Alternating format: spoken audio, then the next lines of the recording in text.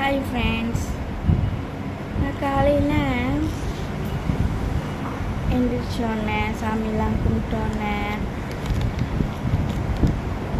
நான் சில இது நம்ம ஒரு சின்ன கடை வச்சுருந்தா கூட நம்ம கண்டிப்பாக 100% ஃபுல்லாக நம்மளுக்கிட்ட காசு இருந்துக்கிட்டே இருக்கும். அப்படிலாம் அந்தமாரி ஒரு தாட் மட்டும் எனக்கு தெரிஞ்சு எனக்கு வரக்கூடாது. ஓகே, எனக்கு முறை வரக்கூடாது. அப்படி இருக்கிறப்ப இன்றைக்கி நான் ஒரு இடத்துல காசு கொடுக்கணும். ஓகே, காசு கொடுக்கணும். அப்படி இருக்கிறப்ப ஒரு மாடு காலையில் ஃபோன் அடிச்சு கொஞ்சம் பழக்கணும். ஒரு 4-5 வருஷம் ஆச்சு பழக்கம். எத்தனை சொன்னாங்க, அம்மே எனக்கு அவசரமாக காசு வேணும், எனக்கு கொடுக்க முடியுமா? satu setengah konsep 7 ringgit kan 7,5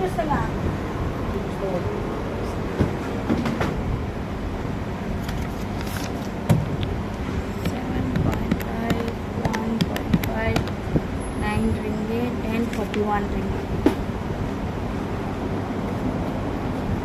Sudah makan ya?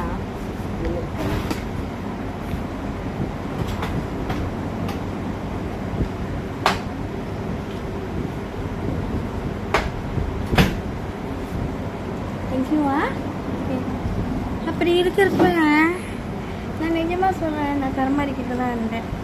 ஏன்னா இந்த காசு நான் வேறு இடத்துல நான் கொடுக்க போகிறது. அப்போ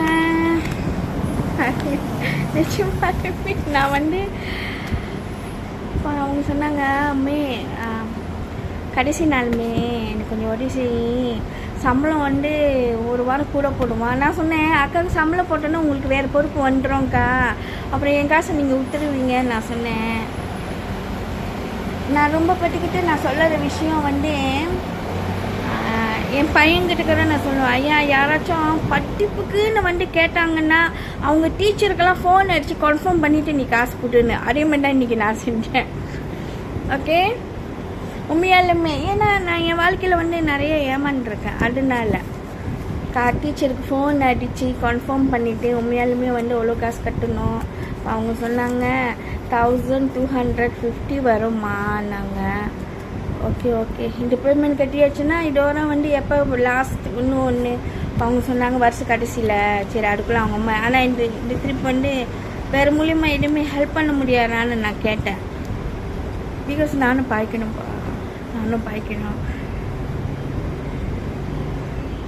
காசு எனக்கு வந்துடும், எனக்கு தெரியும். ஆனால் இன்றைக்கி உள்ளதை நம்மளும் செட்டில் பண்ணணும்ல. அதோருக்கு மேலே படிப்பு அது பிள்ளைக்கு. ஆனால் அந்த பிள்ளை உண்மையாலுமே நல்லா படிக்கிற பிள்ளை தான். ஏன்னா 4 வருஷம் பழகி இருக்கவங்களாம் நம்மளுக்கும் தெரியும்ல. சரி நீங்கள் வாங்க, என் கடைக்கு வாங்க, டீச்சரை கூட்டிகிட்டு வாங்கன்னு.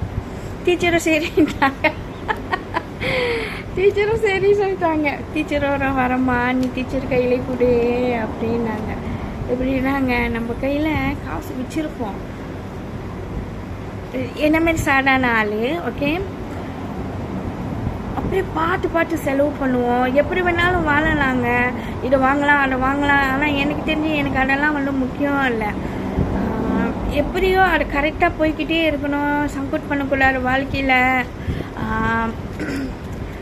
என்ன சொல்லுவாங்க, காசு இல்லாதப்பையும் ஏதாச்சும் ஒன்று செஞ்சு என்ன சொல்லுவாங்க, அந்த நாள் நான் ஓட்டணும் பழமாரி இருக்குது. ஓகே, படிப்புன்னு வந்துச்சுன்னா உங்கள் மம்மி என்னால் முடிஞ்சிட எனக்கு முறை அது என்னால் முடியுமான்னு நான் முறை பார்ப்பேன். ஓகே, என் கையில் உண்மையாலுமே ஏன்னா நான் இன்றைக்கி நான் அந்த பேமெண்ட்டை நான் கட்டி ஆகணும்.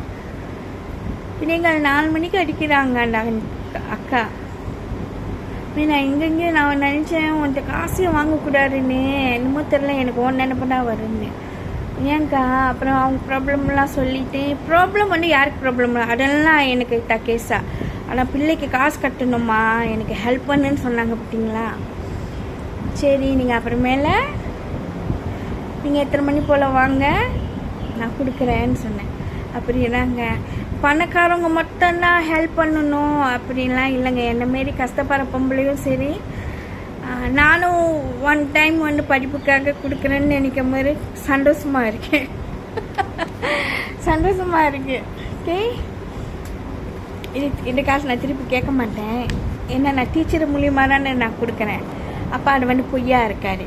ஓகே, ஏன்னா ரிசீட் எல்லாமே என் கண் முன்னுக்குறேன் எழுதுறேன்னு சொன்னாங்க. இருந்தாலும் அவங்கக்கிட்ட சொல்ல மாட்டேன் எனக்கு காசு வேண்டான்னு. அவங்களோட இதை பார்க்கட்டும். கொடுக்கும் போது அந்த டைம் நான் சொல்லுவேன். ஓகே, இந்த மம்மியை வந்து முத்தாளுன்னு சொல்லுறதா இல்லை ஏமாலின்னு சொல்லுறதா ஒன்றுமே புரிய மாட்டேன்.